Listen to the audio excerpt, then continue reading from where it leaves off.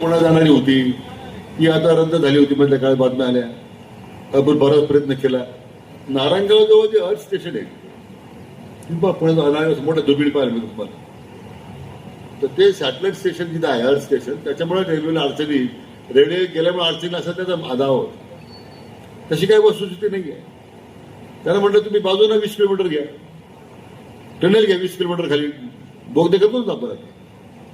पण आता माननीय मुख्यमंत्र्यांकडे सातत्याने पाठपुरावा केल्यानंतर आज आपल्या देशाचे एक प्रसिद्ध शास्त्रज्ञ आहेत ऑटोमोबाईल एनर्जीमध्ये ज्यांचं अध्यक्ष म्हणून काम केलं मान्य आदरणीय डॉक्टर काकोडकर साहेब यांच्या अध्यक्षतेखाली आता समिती नेमली.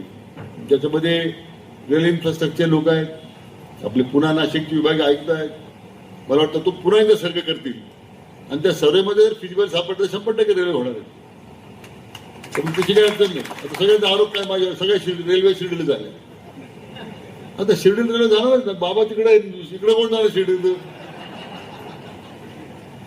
जिकडे बाबा तिकडे रेल्वे जाणार की नाही. पण तिथे बाबांची इच्छा आहे बाबांचा आशीर्वाद आहे ती आपण ही सुद्धा पुणा नाशिक रेल्वे मार्गे लावून आपण तो प्रयत्न चालायच आपला. ती सुद्धा अकोला तालुक्याची मागणी आहे देव ठरवून जावा म्हणून देव ठरवून काढण्याचा प्रयत्न आहे. म्हणजे पूर्वी असा प्रयत्न होता की त्या पुणे नाशिकला शिर्डीहून ट्रेन काढायची आणि त्या दुडीला जोडायची. म्हणजे मग दुडीला जरी जोडली तर उजवीकडे ती नाशिकला जाईल डावीकडे पुण्याला जाईल. त्यामुळे त्या सुद्धा प्रकल्पाला आपण त्या ठिकाणी बऱ्यापैकी त्याचा पाठपुरावा करतो आपण. आपल्या पोलीस स्टेशनच्या करता आता काय झाली